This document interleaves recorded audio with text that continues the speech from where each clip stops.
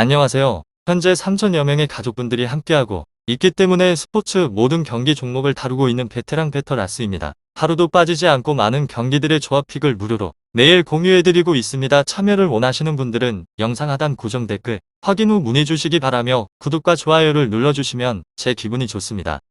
저는 스포츠 토토 및 동행복권 파워볼 정보방을 운영하고 있습니다. 모든 정보는 무료로 공유해드리고 있으니 부담 갖지 마시고 문의주시기 바랍니다. 그럼 프리뷰 시작해보도록 하겠습니다. 첫 번째 경기는 라이프치히 대 PSG 축구와 관련하여서 라이프치히는 3전 전패 중으로 파리는 승점 7점으로 조에서 1위를 달리고 있습니다. 라이프치히는 챔스 3경기에서 은쿤쿠가 4골을 터뜨렸지만 3경기에서 승점 1점도 따내지 못했습니다. 불의의 상대로 충격적인 흥패를 당한 이후 파리 원정 역전패가 컸습니다. 그로 인해서 어쩌면 빠르게 조별 예선 통과의 꿈을 버려야 하는 상황이기도 합니다. 지난 주말 리그 경기에서는 프랑크푸르트 상대로 경기 종료 직전 동점골을 내주며 무승부에 그치는 등 시즌 내내 고전 중입니다. 안드레 실바의 가세 효과가 나오지 않고 있고 오르반과 심하칸 등이 나서는 최종 수비에 잔실수가 많습니다.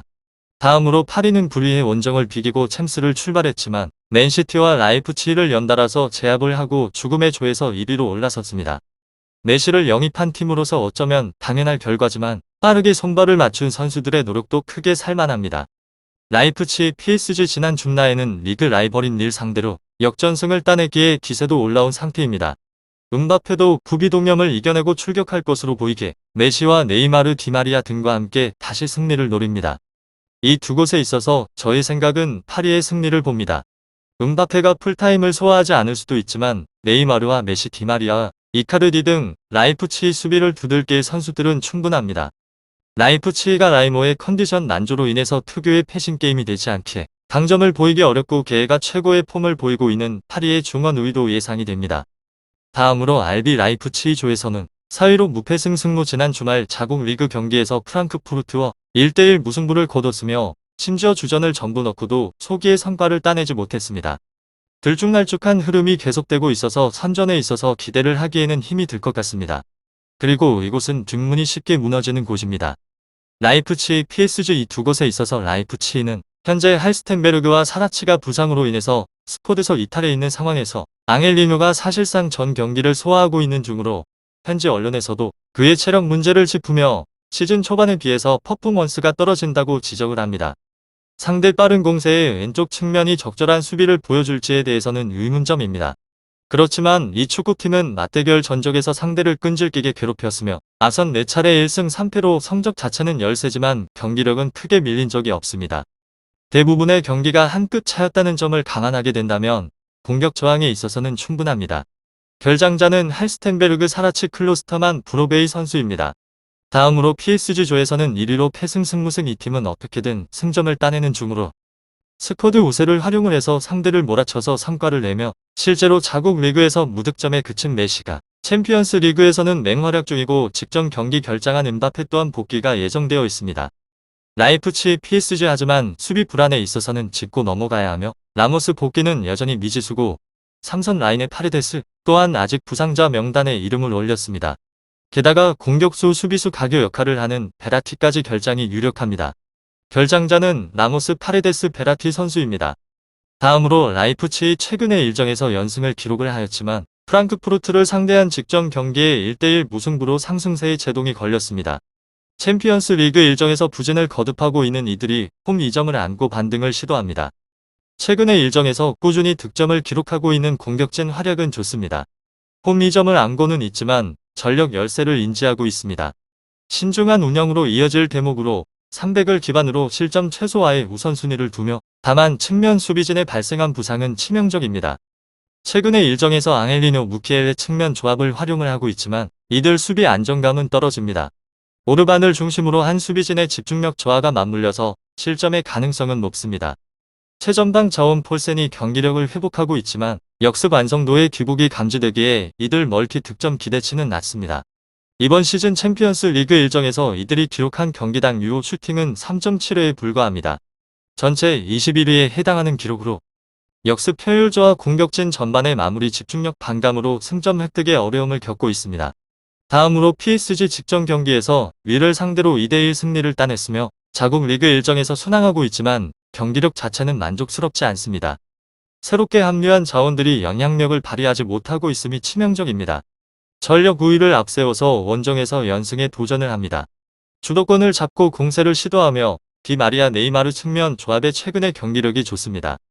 기존 핵심 자원들이 팀 공격 전개를 주도를 하며 다만 메시가 아직은 기대 이하의 영향력을 선보이며 유럽 대항전에서 선전하기 위해서는 활약이 시급합니다. 라이프치히 PSG 축구 잘 알아보시고 좋은 결과 얻어보시길 바랍니다. 두 번째 경기는 AC 밀란 대 포르투 축구와 관련하여서 밀란은 3전 전패로 조에서는 최하위에 처져 있습니다. 포르투는 승점 4점이지만 3위에 머물러 있으며 밀란은 남은 3경기를 모두 승리를 해야 예선 평가를 기대할 수 있습니다. 3경기 모두 1점 차로 패배를 하면서 골득실에서 그나마 크게 안 벌어진 것이 유일한 위안거리였습니다.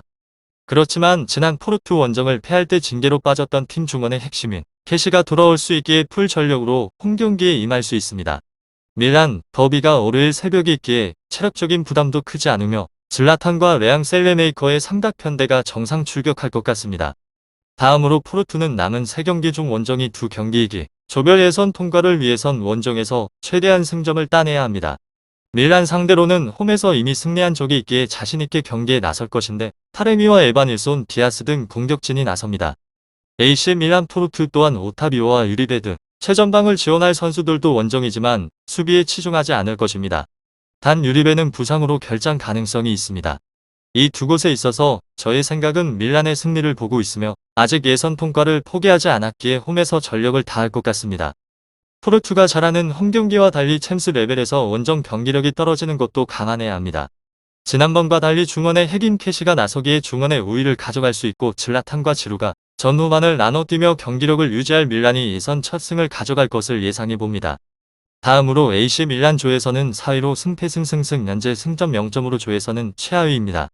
이번 라운드 승리가 반드시 필요하며 가용자원 100%를 활용을 해서 고삐를 당길 것이 유력합니다. 이곳은 윗선의 화력이 좋으며 2선과 3선 라인이 과감한 공격 가담으로 힘을 보태고 있는 중으로 1선의 결정력 역시나 선결이 되었습니다. 지난 3경기에서 상대에 크게 밀린 경우가 없었기에 보다 집중력만 높인다면 득점 생산에 있어서는 무리가 없을 것 같습니다. AC 밀란 포르투 이 두 곳에 있어서 밀란은 후반 불안이 심한 곳으로 현지 팀에 의하면 주전 골키퍼 메냥과 플리자리 복귀를 업데이트했습니다. 빠른 복귀가 예상이 되었지만 메냥은 올해 안 복귀가 불가능하고 플리자리 역시나 2달가량이 더 걸릴 것이라고 합니다. 타타르사누 미란테가 번갈아 출전을 하고 있지만 신뢰도는 낮은 편입니다. 결장자는 메냥 플리자리 발로투레 플로렌지 메시아스 레비치 카스틸레오 선수입니다. 다음으로 FC 포르투조에서는 3위로 승승승패승 지난 맞대결에서 1대0 승리를 거뒀습니다. 상대 축구팀 전진을 오히려 역이용을 해서 공간을 파고들었고 좋은 공격 성과로 이어졌습니다. 다음으로 밀란 최근의 흐름 자체는 상당히 긍정적인 곳입니다. 지난 리그 7연승으로 대부분의 일정에서 경기당 최소 2득점 이상을 생산을 하는 공세가 인상적이라는 것입니다. 문제점이 있는데 역시나 대회 흐름으로 대회에서 최악의 부진을 겪고 있는 중입니다. AC 밀란 포르투 이 두 곳에 있어서 밀란은 지난 3번의 경기에서 전패 강호 리버풀과 ATM 상대는 물론이고 이번 상대인 포르투에까지 지난 원정길에 있어서 무득점 패배를 범한 곳입니다. 지난 3경기 6실점으로 인해서 수비적인 무게감이 크게 떨어지는 구도였습니다. 그나마 다수의 핵심 자원들이 복귀를 해서 출장을 앞두고 있는 중으로 질라탄 지루와 같은 확연한 주포의 존재감은 득점 가능성을 크게 끌어올릴 카드로 포르투의 여전히 꾸준한 수비 불안을 자극할 가능성에 있어서는 크게 보여집니다. 질라탄 지루와 같은 핵심적인 공격의 자원들의 복귀에 있어서는 굉장히 긍정적인 요소로 캐시의 테오 디아스와 같은 주축 2선 수비 자원들의 복귀 또한 희소식으로 보여집니다.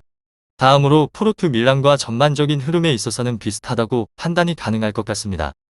리그에서 강한 선전세를 유지를 하고 있는데 역시나 챔스 무대에서는 힘에 부치는 양상이 강합니다.